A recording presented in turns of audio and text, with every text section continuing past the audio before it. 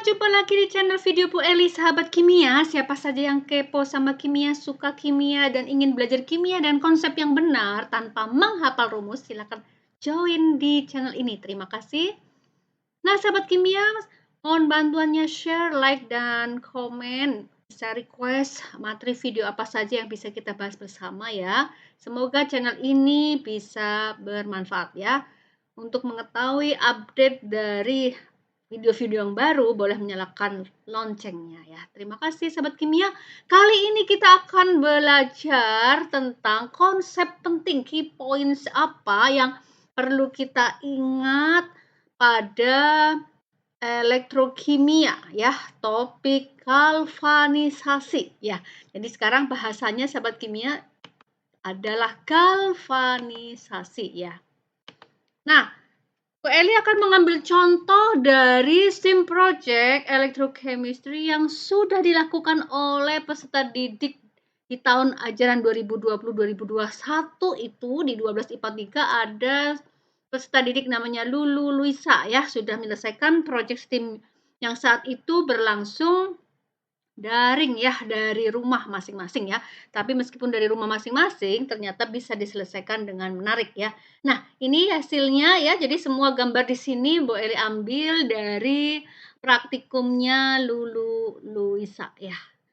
Nah, judulnya adalah besi kinclong kembali dengan galvanisasi. Jadi galvanisasi ini adalah metode, salah satu metode penerapan dari konsep elektrolisis ya, untuk menyepuh logam-logam yang tidak bagus, kurang bagus, atau mudah atau rentan berkarat, mengalami oksidasi, dilapis dengan logam-logam yang lebih tahan terhadap serangan udara, air, atau istilahnya itu tahan terhadap reaksi oksidasi ya, tidak mudah berkarat. Nah, seperti itu ya. Bagaimana konsep-konsep pentingnya? Nah, sahabat kimia, tujuan dari eksperimen ini adalah membuktikan perubahan energi listrik menjadi energi kimia. Nah, jadi ini poin pertama ya, bagaimana sebuah galvanisasi itu, sebuah proses galvanisasi itu adalah perubahan energi ya. Sahabat kimia, ada hukum kekalahan energi. Energi itu tidak bisa diciptakan, dimusnahkan, tapi bisa diubah bentuknya dari yang satu ke yang lain ya. Ini perubahan energinya diubah dari energi listrik ke kimia. Ini yang membedakan dari konsepnya sel volta. Jadi elektrolisis itu adalah mengubah energi listrik menjadi energi kimia ya, melalui salah satu contohnya adalah galvanisasi ya. Nah, sahabat kimia, ini note-nya sudah Bu Eli tulis di sini ya. Galvanisasi adalah salah satu penerapan dari konsep elektrolisis ya. Nah, tujuan yang berikutnya adalah membuat pelapisan logam sem pada benda-benda. Nah, Bu Eli lengkapi ya, benda-benda apa nih? Benda-benda yang terbuat dari besi ya, dilapis oleh zinc murni ya. Jadi jangan dibalik ya sahabat kimia ya. Yang dilapis itu adalah besi. Kenapa? Besi itu rentan korosi, rentan berkarat ya. Sehingga besi perlu dibuat indah, lebih nilainya lebih ekonomis, lebih punya nilai jual dengan cara dilapis oleh logam-logam yang lebih tahan terhadap karat ya, terhadap korosi, ya, lebih tahan terhadap reaksi oksidasi atau korosi, namanya zinc. Nah, pelapisan oleh zinc inilah yang namanya galvanisasi. Jadi sekali lagi, galvanisasi adalah proses pelapisan zinc pada benda-benda logam yang terbuat dari besi. Nah, sahabat kimia, galvanisasi ya, konsep penting berikutnya adalah pada rangkaiannya itu nanti logam yang dilapisi itu adalah besi, tadi ya sudah dikemukakan ya. Nah, logam pelapisnya adalah logam zinc. Nah, zinc ini nanti pada rangkaiannya kita letakkan sebagai anode ya. Nah, kemudian di sini ditegaskan lagi ya, zinc sebagai logam pelapis atau anode akan mengalami oksidasi melepaskan 2 mol elektron. Ingat ada kata 2 mol, jangan 2 elektron tapi 2 mol elektron ya. Lalu 2 mol elektronnya ditangkap oleh larutan zinc 2+.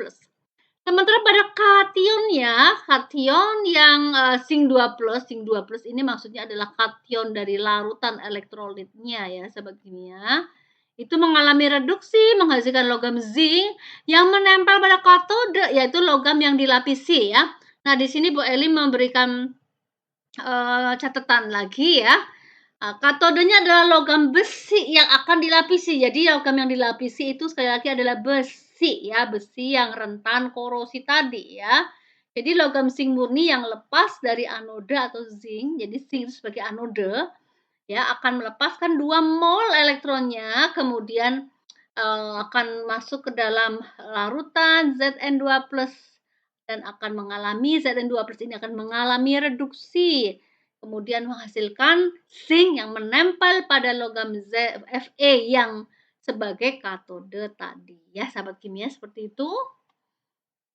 Nah, ini alat dan bahannya ya, mulai dari cuka dapur, kemudian ada wadahnya, lem, kabel, gunting ya.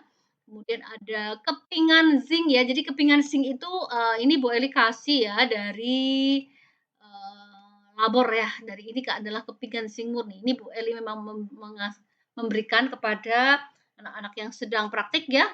Kemudian ini logam besinya ya. Ini besinya ya sahabat kimia ya. Besi adalah benda berkarat ya. Besi mudah berkarat, jadi besinya itu berkarat gitu. Lalu kita akan lapisi dengan zinc murni. Ini zinc murninya ya, sahabat kimia ya. Kemudian ada tang dan lain sebagainya ya. Nah, bagaimana proses kerjanya nih sahabat kimia? Pertama-tama besi yang berkarat tadi, karena memang besi itu rentan terhadap korosi atau berkarat. Ini kita cuci dengan sabun, dengan deterjen ya, digosok sampai betul-betul karatnya hilang ya. Jadi besi yang mau kita sepuh itu harus kondisinya permukaannya harus bersih ya, sehingga nanti proses pelapisannya berjalan dengan mulus ya.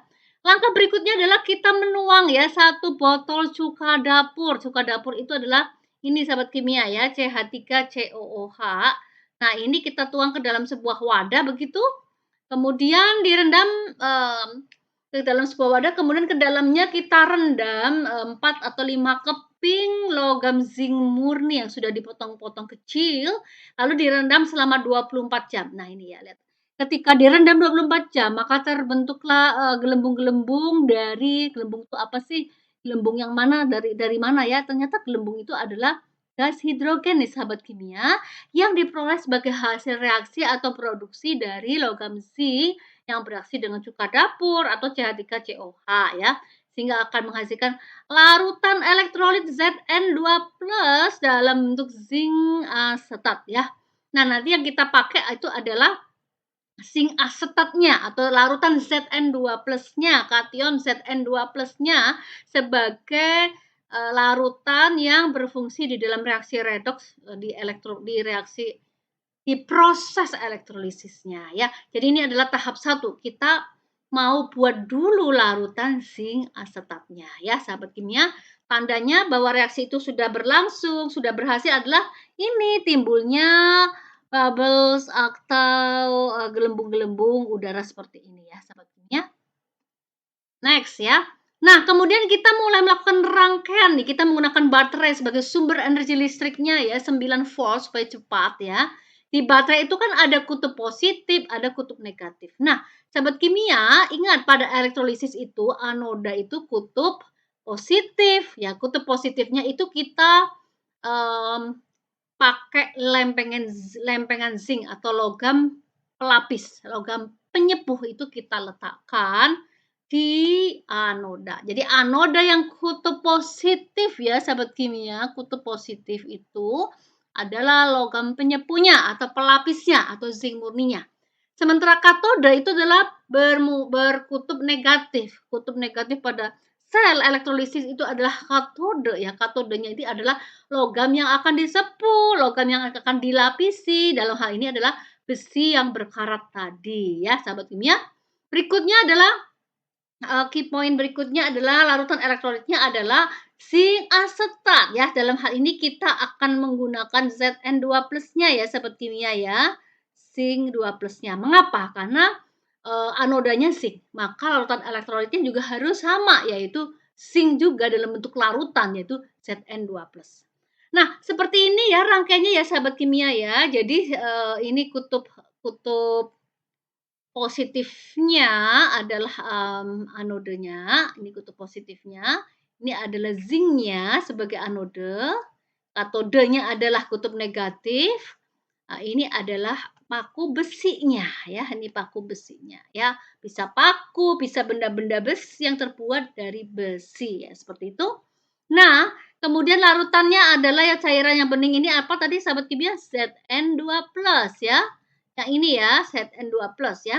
Kemudian kita melihat bahwa di sekitar logam-logam ini timbullah gelembung-gelembung udara ya. Kita melihat tuh seperti ada bintik gelembung-gelembung udara ya. Apa itu ya? Ternyata berdasarkan reaksi ini, reaksi kimia ini ya, gelembungnya itu adalah H2.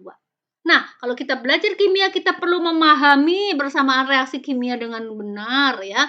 Koefisien reaksinya juga sudah setara. Fasenya apa? Apakah dia padat, cair, liquid ataupun gas ya. Nah, kalau gelembung-gelembung itu kan gas ya. Lalu gasnya apa? Kita tahu apakah itu CO2, H2O atau gas Cl2 atau apa ya. Ternyata H2 ya. Berdasarkan apa kita tahu kalau itu H2?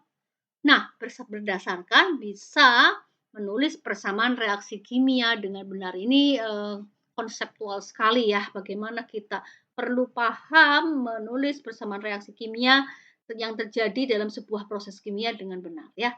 Nah, ini reaksi elektrolisisnya ini setiap kelompok itu berbeda-beda ya sahabat kimia, ada yang 12 jam, ada yang 5 jam, 6 jam, bahkan ada yang 1 harian ya. Seperti itu sahabat kimia, apakah bisa Bu 3 hari? Bisa ya, tetapi kita kan mau mengambil waktu melihat apakah bagian besi yang memang perlu dilapisi itu sudah terlapisi? Kalau sudah ya sudah, lalu elektrolisisnya dihentikan ya, diangkat ya. Caranya ya dilepaskan kabel-kabelnya dari bendanya ya, dari katodenya maupun dari anodenya ya.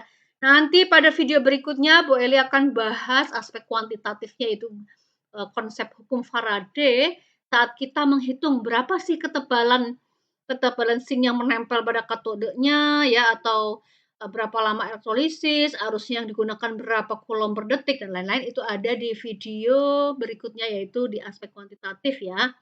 Nah, sekarang kita bahasannya baru sampai sini saja ya sahabat kimia ya. Jadi membahas key points yang penting dari sebuah reaksi kimia redoks proses galvanisasi, yaitu mengubah energi listrik ya menjadi energi kimia ya melalui reaksi redoks ini ya. Ingat, anode kutub negatif yaitu logam pelapis atau penyepu atau zinc-nya, katodenya adalah kutub positif, itu adalah logam yang dilapisi, yaitu apa? Logam yang dilapisi ini adalah logam yang terbuat dari besi. Kenapa Ibu tidak harus, apakah harus besi ya? Karena besi itu rentan korosi, rentan berkarat. Kenapa tidak emas? Kenapa tidak tembaga atau perak ya? Kalau emas, tembaga, perak, platina itu memang logam-logam yang tidak perlu dilapisi karena merupakan low inert metal, logam mulia, logam yang sudah punya nilai jual yang tinggi ya. Nah, seperti itu ya sahabat kimia ya. Nah, reaksi redoksnya adalah anoda, yaitu logam yang pelapisnya itu mengalami oksidasi ya, menghasilkan Zn2+ dan melepaskan 2 mol elektron. Nah, bagaimana ini? Kenapa ada Zn2+ ya? Ini berdasarkan konfigurasi elektronnya memang untuk menjadi stabil maka melepaskan 2 mol elektron ya. Makanya posisi Zn dalam bentuk kationnya ya memang Zn2+, bukan Zn3+ atau Zn+ atau Zn4+, tidak seperti itu ya. Tapi diingat ya Zn2+ ya. Oke? Nah, sekarang katodenya nih. Katode itu tempat terjadinya reaksi reduksi ya. Kalau anoda oksidasi, kalau katoda reduksi. Yang reduksi itu adalah larutan elektrolit yang dihasilkan dari reaksi cuka dapur ini sahabat kimia ya, dengan kepingan zinc menghasilkan zinc asetat. Nah, jadi itu adalah larutan elektrolitnya, yaitu yang mengalami reaksi redoks kan unsurnya atom dari unsur Zn saja ya. Jadi kita menulisnya adalah Zn saja ya. Zn2+ ditambah 2 mol elektron, menangkap 2 mol elektron akan mengalami penurunan biloks menghasilkan logam Zn ya. Zn murni nih ya. Tapi Zn-nya itu kalau sahabat kimia ini kan reaksinya kita jumlah ya. Jadi yang 2 mol elektron ini kita eliminasikan seperti ini. Kemudian Zn2 plusnya juga oke, kita eliminasikan ya. Tetapi Zn-nya ini maksud Ibu adalah tidak perlu dicoret ya sahabat kimia ya. Karena ini beda nih. Zn yang kiri itu adalah Zn anode. Zn logam penyepu ya. Sementara Zn yang kanan ini adalah Zn yang nempel ya. Zn yang menempel di besinya. Jadi katode itu kan adalah logam yang dilapisi besi. Nah, si katode sendiri, si besi sendiri itu tidak mengalami apa-apa ya, karena dia langsung ketutup gitu dengan zinc yang mengalami deposit, maksudnya zinc yang menempel pada katode atau besinya. Demikian ya, sahabat kimia, sudah paham ya? Artinya Zn yang ini dengan yang ini, anode dan katode itu beda ya. Jadi tidak perlu dieliminasi ya. Kalau demikian berarti reaksi totalnya apa? Ya ini aja, Zn anode menjadi Zn yang menempel pada katode atau Zn yang terdeposit pada katode ya.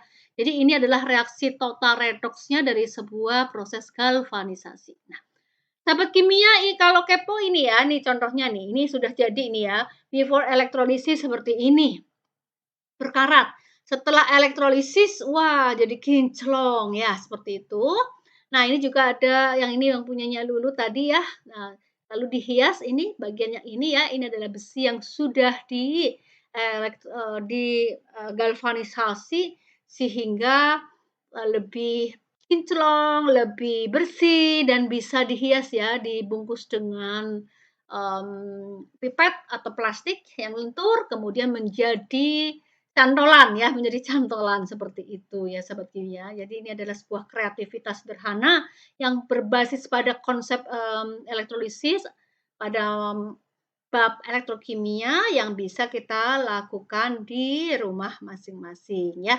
Demikian sahabat kimia, sampai di sini ya penjelasan Bu Eli tentang konsep-konsep penting dari sebuah proses galvanisasi ya. Itu apa saja silahkan direview mulai dari awal jika belum jelas ya. Dan terus belajar. Salam sukses.